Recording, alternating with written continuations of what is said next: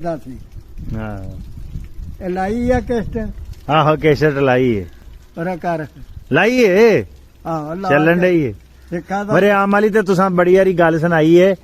ਮੈਨੂੰ ਇਹ ਦੱਸੋ ਕਿ ਅੱਜ ਦੀ ਨਸਲ ਨੂੰ ਤੁਸੀਂ ਕੀ ਪੈਗਾਮ ਦਿੰਦੇ ਹੋ ਕਿ ਕੀ ਕਿਸ ਪਾਸੇ ਜਾ ਰਹੇ ਨੇ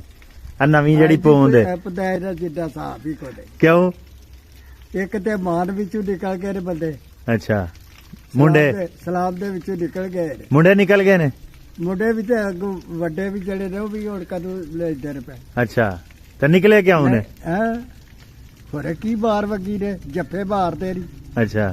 ਹੋਰ ਕੋਈ ਸ਼ਾਇਦ ਨਹੀਂ ਅੱਛਾ ਇਹ ਤੇ ਅੱਗੇ ਸਲਾਮ ਤੋਂ ਲੈਣੀ ਕਿ ਪੁੱਛਣਾ ਤੇਰਾ ਸਰਾ ਕੀ ਹਾਲ ਹੈ ਅੱਛਾ ਤੇ ਜਿੰਨੀ ਵਾਰੀ ਤੂੰ ਮਿਲਿਆ ਉਨੀ ਵਾਰੀ ਸਲਾਮ ਤੋਂ ਲੈਣੀ ਅੱਛਾ ਬੰਦਿਆਂ ਨੇ ਹੁਣ ਸਲਾਮ ਤੋਂ ਕਦੇ ਕੇ ਵੇਖੇ ਹੀ ਲੈਂਦਾ ਨਹੀਂ ਤੇ ਫੇਰ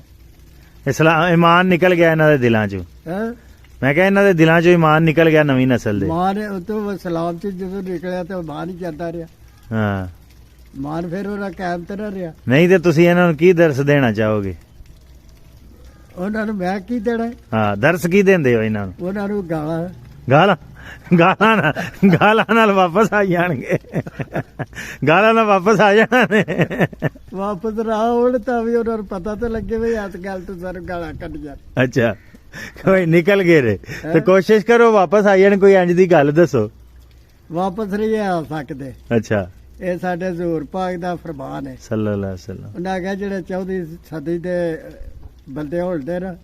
ਹਾਂ ਉਹਨਾਂ ਕੋ ਇਲਮ ਜ਼ਿਆਦਾ ਹੋਵੇ ਤਾਂ ਤੇ ਬਾਲ ਉਹਨਾਂ ਦਾ ਖਾਰਜ ਹੋ ਜਾਏਗਾ ਤੇ ਹੁਣ ਤੇ ਅੱਬਾ 15ਵੀਂ ਸਦੀ ਹੈ ਭਾਵੇਂ 15 ਹੋਵੇ ਇਹਦਾ ਵੱਡਾ ਹੀ ਕੋਈ ਨਹੀਂ 14ਵੀਂ ਦਾ ਅੱਛਾ ਹਾਂ ਇੱਥੇ ਨਾ ਅੱਗੇ 15 ਵੀ ਹੈ ਤੇ ਨਾ 16 ਵੀ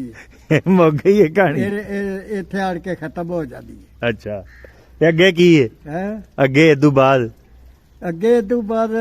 ਕਿਆਮਤ ਹੀ ਆਉਣੀ ਹੋਰ ਕੀ ਹੋਣਾ ਹੈ ਅੱਛਾ ਹਾਂ